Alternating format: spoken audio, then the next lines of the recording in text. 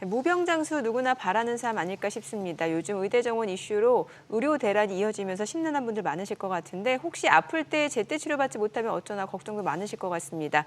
100세 시대를 맞이하면서 예상치 못한 상황에 대비하기 위해서 또 실손보험들 많이들 준비하실 것 같은데요. 네, 이 실손보험 관련해서도 또 이렇게 논란이 많았습니다. 자, 이제 정부가 실손보험과 비급여 관리를 좀 강화하기로 했습니다. 불필요한 의료 남용을 방지하고 또 왜곡된 의료 시장 정상화하겠다는 의지인데요. 어떤 내용을 담고 있는지 자세히 살펴보겠습니다. 홍승희 머니랜턴 대표 자리했습니다. 어서 오세요. 안녕하세요. 자, 이제 대표님 소개가 좀 달라졌네요. 자, 이제 지난 2월에 정부가 네. 2차 국민건강보험 종합계획 발표했고 네, 이제 역시 이제 재정이 문제인데 그죠? 네, 맞습니다. 그런 상황인데 뭐 저출산, 고령화 속도 늘어가죠. 그러면 저출산이면 이제 앞으로 일하고 세금 낼 사람 줄어든다는 얘기고 고령화니까 이 보험 계속 혜택을 누려야 되는 사람들은 많아지고 뭐 네. 재정 걱정이 되는데 자, 지금 의료 수가 조정 문제도 대두되고 있다고요? 네, 맞습니다. 정부는 2026년부터 건강보험 재정 네. 적자, 재정의 단기 수준 적자가 시작돼서 2028년에는 적자 규모가 1조 6천억 원에 이르는 등 굉장히 준비금 소진이 가속화될 거라고 예측하고 네. 있거든요. 그래서 제2차 국민건강보험 종합계획에 따르면 지불제도 개편, 그리고 필수 의료 중심의 의료 서비스 보장, 그리고 재정적 지속 가능성 제고, 공급 안정 및 혁신 지원 이런 거를 주요 추진 과제로 설정을 했는데요.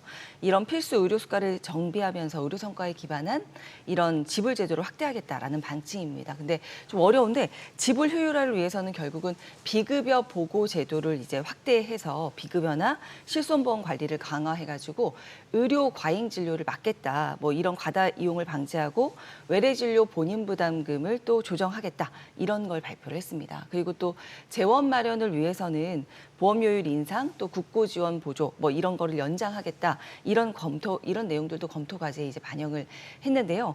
근데 이렇게 실손보험을 개편해서 의료 소비자의 부담이 증가가 되고 또 건강보험 가입자의 보험료가 부담이 증가된다라는 거는 사회적인 합의가 뒷받침이 되어야지만 실행이 가능하다라는 점이 우리가 좀 고려를 해봐야 될 사항일 것 같습니다. 그러네요. 네. 그러니까 좀 의료 시장 전반적으로 좀 큰 변화가 있을 것 같은데 이제 실손보험하고 비급여 관리를 강화키로 했다. 일단 지난주부터 지금 비급여 보고제도가 시행이 됐다라고 네. 하는데 이게 어떤 내용이에요? 그 비급여 보고제도라는 건 어떤 거냐면 건강보험의 급여 혜택이 제공되지 않아서 환자가 예. 치료 비용을 전체를 부담하는 진료 항목이 비급여 그렇죠. 항목이거든요. 예. 그런데 이 항목을 심평원에 보고를 하는 제도입니다. 누가 보고를 합니까? 병원에서 보고를 하는 겁니다. 네네. 그래서 보고 대상이 되는 비급여 항목은 총 1,068개로 기존에는 594개 항목에서 이용 빈도나 진료비 규모 등을 고려해가지고 약제, 영양주사, 그리고 교정술, 첩약 등이 이제 추가가 되었습니다. 그래서 병원급 이상의 의료기관은 연 2회, 그리고 의원급 의료기관은 연 1회 보고를 해야 되고요. 만약에 보고 의무를 이행하지 않을 경우에는 과태료 등의 행정 조치를 받을 수 있다고 합니다. 이는 그 비급여 부담액이 워낙 많이 커지고 있기 때문에 네. 그렇기도 한데요. 2013년 기준으로 17조 7,129억 원에서 2022년 32조 3,213억 원으로 굉장히 많이 82%나 증가했거든요. 그래서 고령화에 따른 의료 수요가 늘어나서이다라고 보는 시각도 물론 있지만 그래도 이 외에도 비급여 과잉 진료 등이 이렇게 증가했기 때문이다라고 보는 시각도 있습니다. 여기에 또 실손보험의 또 손해율이 올라갈 수밖에 없는 악영향의 주범이다라고 이제 비급여 항목들이 많이 언급이 되고 있거든요. 그래서 이로 인해서 전체 보험 가입자의 보험료 상승으로도 이어지고 있다. 이런 목소리가 나오고 있는 겁니다. 그렇죠. 아파서 병원 가서 한번 받아보면 이게 비급여가 되는 순간에 진료비 부담은 엄청나거든요. 그렇습니다. 근데 또 사실 이제 그게 급여 대상이 돼서 그동안에 이렇게 따박따박 냈던 의료보험 혜택을 누릴 때는 와, 대한민국 좋아 소리가 막 입에서 절로 나옵니다. 맞습니다. 이걸 갖다 내가 다 부담했더라면 감당이 안 되는데 의료보험이 적용돼서 이제 비급여 오면은 또 이제 헉 싶고 이제 부담이 커지고 맞습니다. 네. 그러다 보니 이제 또 실손보험이 이제 도움이 끼어든 되죠. 거고 네. 보험회사에서는 그걸 했고 또 우리는 또 대비하는 차원에서 실손보험 이거저거 자꾸 이제 들게 되고 네, 맞아요.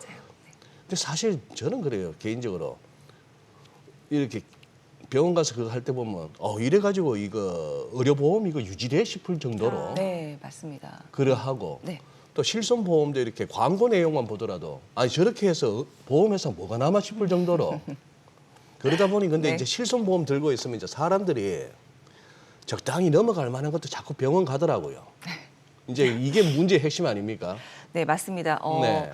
그러니까 이게 또 이 분명히 장단점이 있을 텐데요. 네. 실손보험이 있기 때문에 실제로 의료 이용이 많아진다라는 시각도 분명히 존재를 합니다. 근데 비급여 같은 경우 말씀하신 것처럼 굉장히 부담되는 금액임에도 불구하고 예. 실손에서 비급여 부분도 자기 부담금을 제외해서는 혜택을 주기 때문에 조금 더 손쉽게 의사결정, 그렇죠. 진료를 받을까 그렇죠. 말까 해서 네. 손쉽게 실손보험 있으면 의사결정을 든든하니까 네, 좀. 맞습니다. 할 수 있는 부분도 있는데 그로 인해서 실손보험의 손해율이 매년 100%를 넘어가고 있는 하하. 상황이거든요. 예. 그래서 손해율이 100%가 넘는다는 거는 보험사가 실손보험에서 적자를 내고 있다. 그렇다는 받은 것보다 거죠. 네. 나가는 비용이 많다라고 네.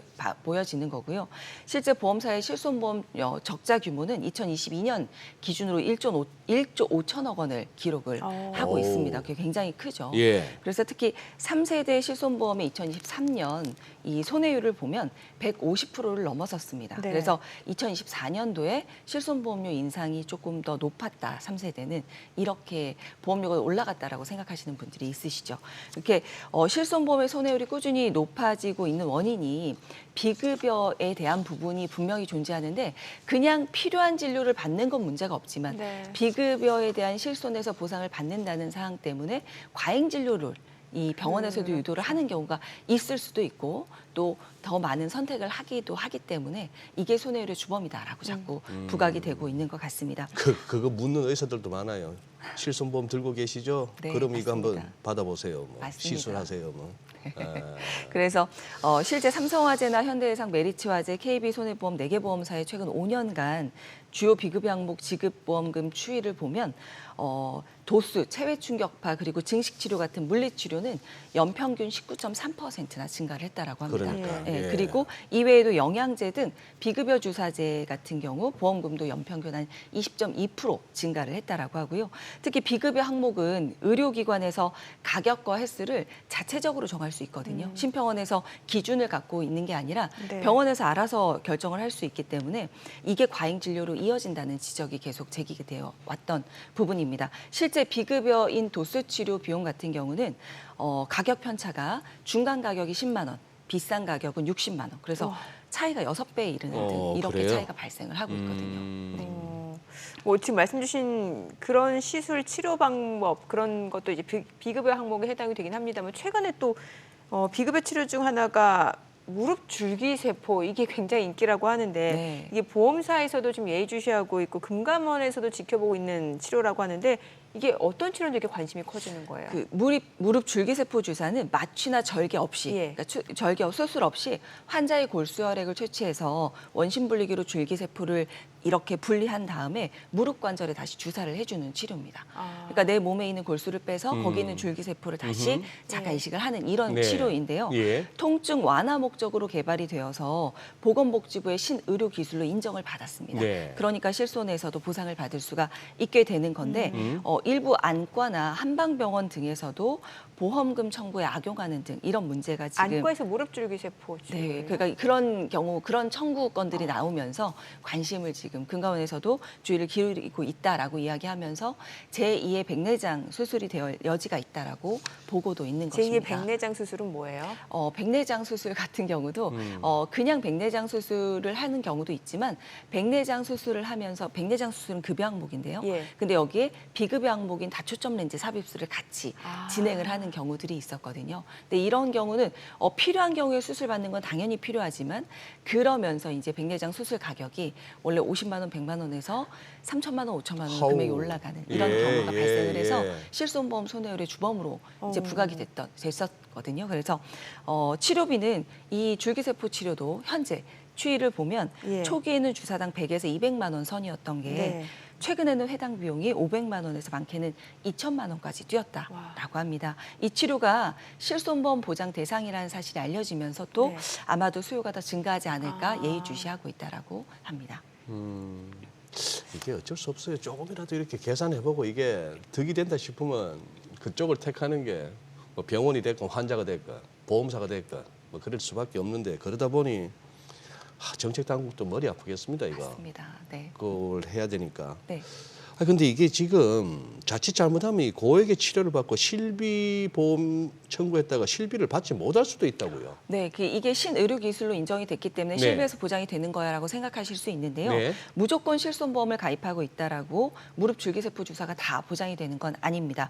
왜냐하면 2017년 4월 이후에 가입한 실손보험 3, 4세대 실손보험 같은 경우는 3대 비급여라고 하는 분리되어 있는 특약을 가입을 해야지만 요 치료에 대해서도 보장을 받을 수가 있기 때문에 내가 가입한 실손보험에서 이 치료를 받을 때 보장이 가능한지 먼저 체크를 한번 해보시고 치료를 받는 의사결정을 하시는 게 필요할 것이라고 생각이 듭니다. 또 보건복지부에 따르면 이 골수 흡입물 이 무릎 주사, 이게 지금 우리가 얘기하는 무릎 줄기세포 네. 주사인데요. 네.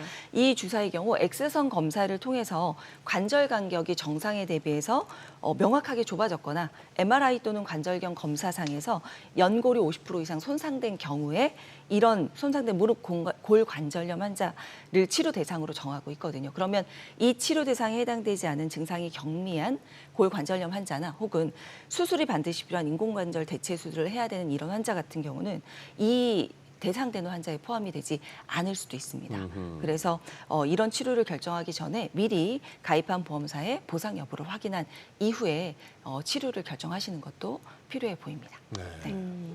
뭐 사실 병원 자주 다니고 좀 비급여 진료 많이 받으시는 분들은 내가 가입한 실손보험료가 좀 올라간다 하더라도 좀 그렇게 억울하진 않을 것 같은데 그러네. 왜 가입해놓고 병원 자주 안 가시는 분들 있잖아요. 네. 그런 분들은 이렇게 보험료가 올라가면 억울할 것 같은데 이번에 고지서 보고 놀란 분들 많다고 하는데 이건 어떻게 된 일이에요? 아마 저희가 이 프로에서도 예. 1월에 실손보험료 그렇게 많이 안 올라갑니다. 예. 올해 이렇게 네네. 얘기를 했었습니다. 그런데 아마 고지서 보고 놀라신 분들도 있으실 텐데요. 이 실손보험료라 전체 보험업계가 밝힌 올해 인상률은 평균 약 1.5%였습니다. 굉장히 높지 않죠. 그런데 이게 뭐냐? 세대별로 차이가 있습니다. 세대별로. 예, 가입한 시점에 따라서 예. 1세대 실손보험 평균 4% 인하가 됐고요. 2세대는 평균 1%대 인상. 그런데 3세대는요. 평균 18%대 인상이 됐습니다. 그래 한 10만 원 내다가 20만 원 낸다는 말이 나오는구나. 맞습니다. 그리고 예. 또 1, 2세대 같은 경우는 이제 1년마다 보험료가 인상이 되는 게 아니라 3년, 5년 주기로 인상되는 경우도 네. 있기 때문에 눌려 있었던 인상폭이 한꺼번에 내 연령 증가분까지 반영이 돼서 보험료가 올라간 고지서를 받기 때문에 생각보다 굉장히 많이 올랐다라고 당황하신 분들도 계실 거라고 생각이 듭니다. 예. 아까 말이 잘못됐습니다. 10만 원에다 12만 원이죠. 10만 원에서 20만 원에 따버리고. 네, 예, 맞습니다. 그러니까. 네. 그러면 이거 보험료 이거 좀 아끼는 방법 없을까 이게?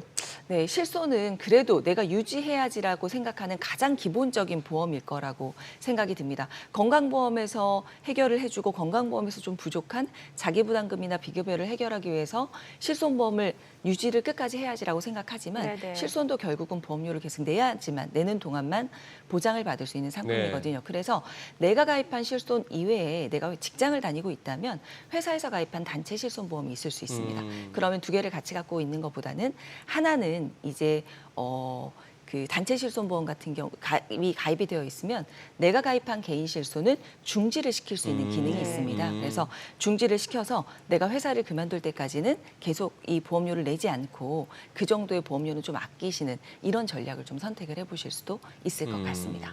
네, 오늘 내용 잘 들었습니다. 고맙습니다. 고맙습니다. 수고하셨습니다.